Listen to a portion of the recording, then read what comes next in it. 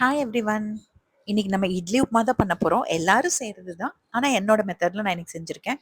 எங்க வீட்ல எப்பவுமே இட்லி ஊத்தும்போது ஒரு தட்டு இட்லி எக்ஸ்ட்ராவா ஊத்திருவேங்க. சட்னி, சாம்பார் வச்சு சாப்பிடுறத விட உப்புமாவா செஞ்சு சாப்பிடுறது எங்களுக்கு எல்லாருக்குமே ரொம்ப பிடிக்கும்.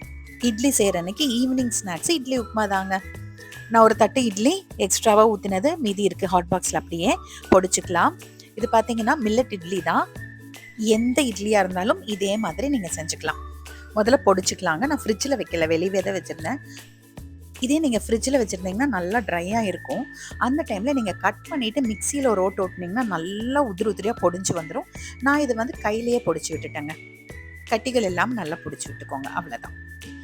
இப்போது இதுக்கு தாளிக்கிறதுக்கு பார்த்தீங்கன்னா நான் சின்ன வெங்காயம் ஒரு 15 எடுத்திருக்கேன், 2 பச்சை மிளகாய், ஒரு துண்டு இஞ்சி. நீங்கள் பெரிய வெங்காயம் எடுக்கிறதா இருந்தால் 1 பெருசாக எடுத்துக்கோங்க. நல்லா பொடி பொடியாக வெட்டிக்கலாம், இல்லைன்னா சாப்பரில் போட்டுக்கோங்க. சாப்பரில் நான் போடுறதுனால பச்சை மிளகாயும் சேர்த்து போடுறதுனால 1 தான் போட்டிருக்கேன். பின்னாடி இட்லி பொடியும் சேர்க்க போகிறேன், அதனால் 1 போட்டிருக்கேன். உங்களுக்கு இன்னும் காரம் வேணும்னா 2 போட்டுக்கோங்க. ஒரு கடாயில் ஒரு 4 ஸ்பூன் அளவுக்கு எண்ணெய் ஊற்றிக்கோங்க. நம்ம நெய்யும் பின்னாடி சேர்க்க போகிறோம். கடுகு, கடலைப்பருப்பு, உளுந்து பருப்பு. கடலைப்பருப்பு, உளுந்து பருப்பெல்லாம் கொஞ்சம் நல்லா தாராளமாக சேர்த்துக்கோங்க. அப்போ தான் கொஞ்சம் நல்லா கிறிஸ்பியாக இருக்கும், சாப்பிட்றதுக்கு நல்லாயிருக்கும். இது கொஞ்சம் பாதி வறுப்பட்டதுக்கு அப்புறமா ஒரு 2 கைப்பிடி அளவுக்கு வேர்க்கடலை அதுவும் சேர்த்துக்கோங்க. பருப்பு, வேர்க்கடலை எல்லாம் நல்லா ஃப்ரை ஆகட்டும். கொஞ்சம் பெருங்காயத்தூள் நம்ம சேர்த்துக்கிறோம். வேர்க்கடலை ஆப்ஷனல் தாங்க, வேணும்னா சேர்த்துக்கோங்க, இல்லைன்னா விட்டுருங்க. இப்போ நம்ம சாப்பரில் போட்டு வச்சிருந்த வெங்காயம், பச்சை மிளகாய், இஞ்சி, கூடவே கொஞ்சம் கருவேப்பிலை சேர்த்துட்டு நல்லா வதக்கிக்கலாம். நீங்கள் பச்சை மிளகாய் வெட்டி கூட சேர்த்துக்கலாங்க. பட் இந்த மாதிரி நல்லா சாப் பண்ணி சேர்த்துட்டோம் அப்படின்னா எடுத்து வைக்க தேவை இருக்காது, கம்மியாக சேர்த்தா போதும். இந்த ஸ்டேஜில் நான் ஒரு 2 ஸ்பூன் அளவுக்கு நெய் ஊற்றிக்கிறேன். நீங்கள் நெய் அதிகமாகவும் எண்ணெய் கம்மியாகவும் கூட ஊற்றிக்கலாம்.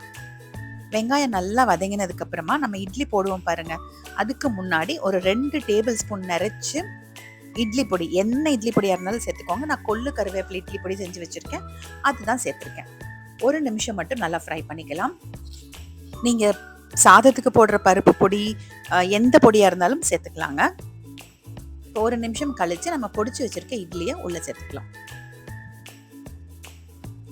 இப்போ இட்லிலையும் உப்பு இருக்கும், இட்லி பொடியிலையும் உப்பு இருக்கும். அதனால நான் எக்ஸ்ட்ரா உப்பு எதுவுமே இது கூட சேர்க்கலைங்க, கரெக்டாக இருக்கும். உங்களுக்கு இட்லியில் நீங்கள் உப்பு கம்மியாக போட்டிருந்தீங்கன்னா, மாவில் உப்பு கம்மியாக போட்டிருந்தீங்கன்னா மட்டும் ஒரு 1/4 ஸ்பூன் அளவுக்கு பொடி உப்பு சேர்த்து கலந்துக்கோங்க. இப்போ காலையில் இட்லி கொஞ்சம் வர வரன்னு தான் இருக்கும் இல்லைங்களா, அதனால சும்மா ஒரு ஸ்பூன் அளவுக்கு தண்ணி தெளித்து விட்டுக்கிறேன். இதே நீங்கள் ஃப்ரிட்ஜில் வச்சுட்டு எடுத்துட்டு உப்புமா பண்ணுற மாதிரி இருந்தால் கண்டிப்பாக இந்த தண்ணி தெளித்து விடணுங்க. அப்போதான் கொஞ்சம் சாஃப்டாக இருக்குங்க. நீங்கள் தண்ணி தெளிச்சிட்டு ஒரு நிமிஷம் மூடி வச்சிட்டிங்கன்னா இன்னும் நல்லா சாஃப்ட் ஆயிரும். ரொம்ப தண்ணி தெளிச்சிடாதீங்க, கொழ கொழான்னு போயிடும். அவ்வளோதான். நல்லா கலந்து விட்டுட்டு சூடானதுமே அடுப்பு ஆஃப் பண்ணிடலாம். உங்ககிட்ட கொத்தமல்லி தழை இருந்ததுன்னா இறக்கும்போது கொஞ்சம் கொத்தமல்லி தழை சேர்த்துக்கோங்க. நான் பார்த்தீங்கன்னா நைட்டுக்கு நம்ம இட்லி வச்சு காலையில் மீந்துச்சுன்னா அதை பொடிச்சு உப்புமா பண்ணி நான் லஞ்ச் பாக்ஸுக்கே எடுத்துகிட்டு போயிடுவேங்க. எங்கள் எல்லாருக்குமே இது ரொம்ப ரொம்ப பிடிக்கும்.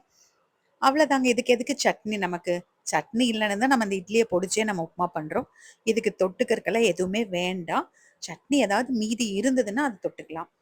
நீங்க இப்படிதான் இட்லி உப்புமா பண்ணுவீங்களா? இல்ல வேற மாதிரி பண்ணுவீங்களா? அப்படின்னா என்ன மெத்தட்ல பண்ணுவீங்கன்னு எனக்கு கமெண்ட்ல சொல்லுங்க.